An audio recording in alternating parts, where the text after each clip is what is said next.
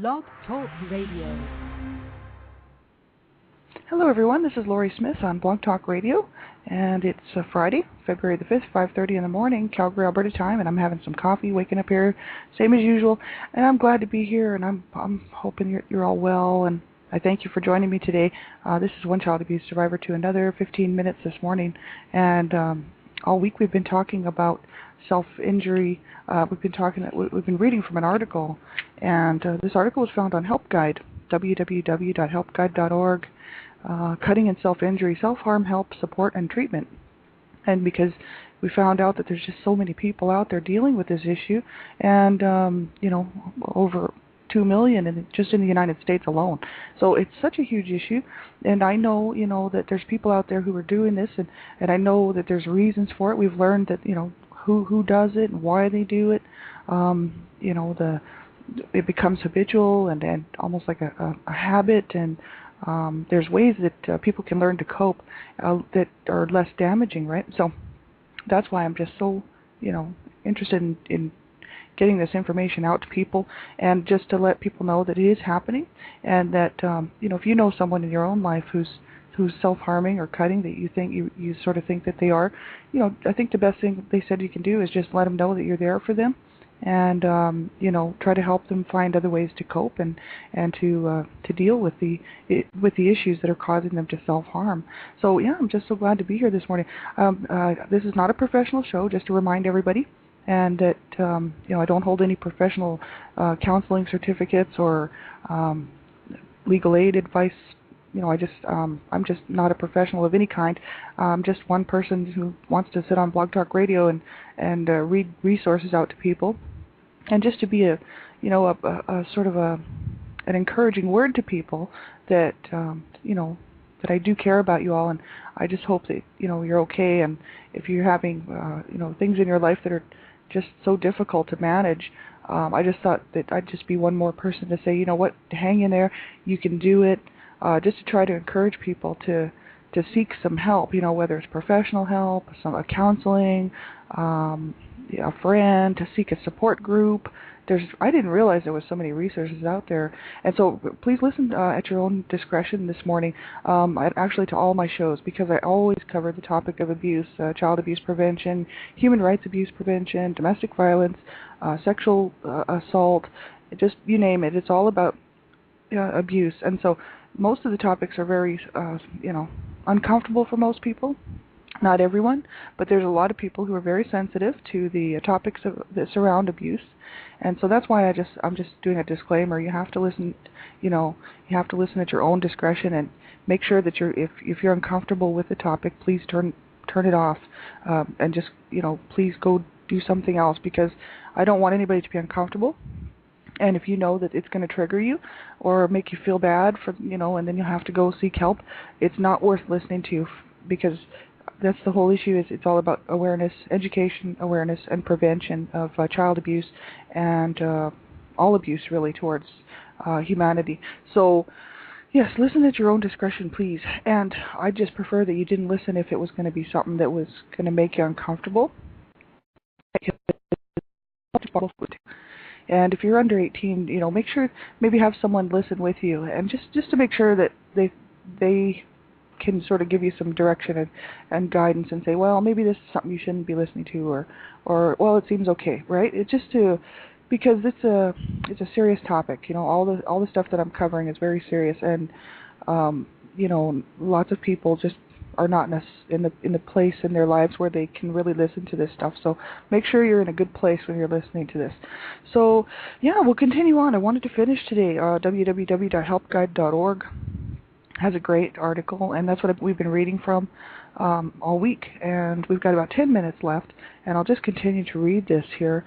Excuse me. And I found some other information too regarding healing emotional and psychological trauma, symptoms, treatment, and recovery. We're going to go over that too, and dealing with effects of trauma, a self-help guide.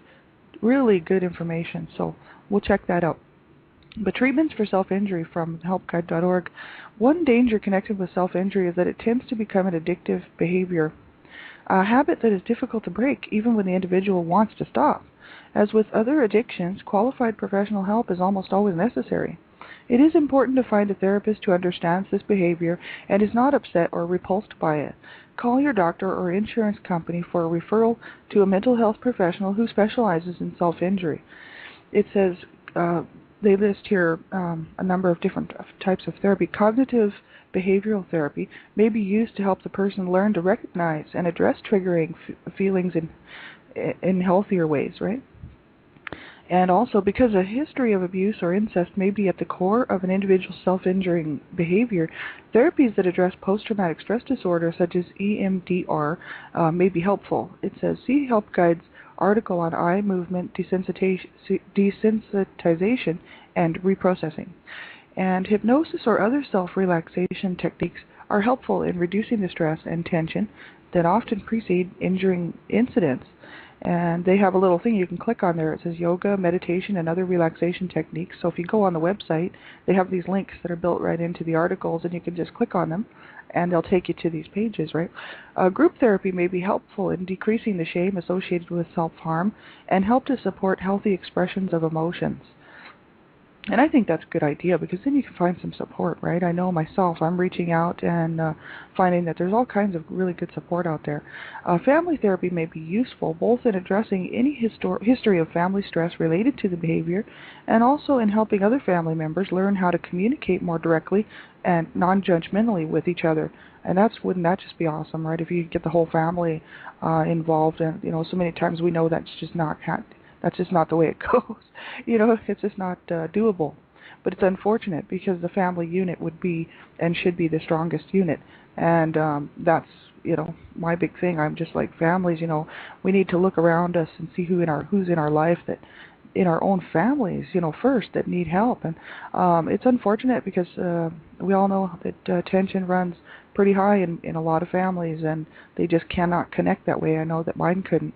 And so we didn't have any family unit to rely on each other to get through those tough times, right? The siblings split off, everybody split off. It was just a horrible situation. So I know that it happens to so many people, and I know so many people myself who just don't have a good family support system. So if you don't, then you need to reach out to some support groups that, like the types that I belong to. They don't have to be those ones, but you just find some that are helpful for you, and you can meet people out there who can really help you get through this stuff. It's just so important. In cases of moderate or to severe depression or anxiety, an antidepressant or anti-anxiety medication may be used to reduce the impulsive urges to self-harm in response to stress, while other coping strategies are developed. So I guess, in some cases, right, just depending on the case, a person might see a therapist, and they might decide that something's necessary, that an antidepressant or something might help just to help you get through the hard times, so that you can learn how to cope. That if I could learn how to cope, and then then you could get off of those antidepressants or whatever, and you would have these coping mechanisms built in there, right? It says in severe cases, an inpatient hospitalization program with a multidisciplinary team approach may be required, right? And that's just like in the most severe cases, I'm sure, where people are self-injury becomes almost suicide, right? And sometimes there's interventions needed, and it's just really unfortunate, because people don't deserve to suffer from abuse from anyone, at the hands of anyone. I'm a total advocate for all rights, child rights, human rights, men, women, you name it. And no one deserves to be, abusive. No one deserves to take abuse from anyone. That's my big thing. And so, but then to be hurting yourself, that's another thing. And I was going to do it. I was so close. And for so many years, wanted to badly. And I didn't do it. Thank God. I'm so glad that I didn't, because I just proved to myself that I don't need any more abuse in my life. I didn't need it then. I don't need it now. And so I'm happy that I made that choice. And I think that there is alternatives. And they actually list this, right? They say right here, I'll just keep reading here. Alternatives to avoid self-harm. It says, if you self-injure to deal with anger that you cannot express openly, try working through those feelings by doing something different. Running, dancing fast, screaming, punching a pillow, throwing something, ripping something apart. This is what their suggestion is, right? It says, if you hurt yourself in order to feel something, when you feel numb inside, Hold ice cubes in one hand and try to crush them. Hold a package of frozen food. Take a very cold shower. Choose something with a very strong taste, like chili peppers, raw ginger root, or grapefruit peel. Wear an elastic rubber band around your wrist and snap it in moderation to avoid bruising. It says this way you don't bruise yourself when you feel like hurting yourself. So that's a good idea, to wear a rubber band around your wrist here, and then you just snap it when you feel like the urge that you just need to feel something, right? Then it's just minimal damage, and you actually get maybe the same kind of results, right? It says if you inflict physical pain to calm yourself, try taking a bubble bath, doing deep breathing, writing in a journal, drawing, or doing some yoga. So these are some great suggestions. I really think they're good. It says if you self-mutilate to see blood, try drawing a red ink line where you would usually cut yourself in combination with the other suggestions above. So that way, it wouldn't be your own blood. It would just be a nice red ink line where you could say that represents the blood, right?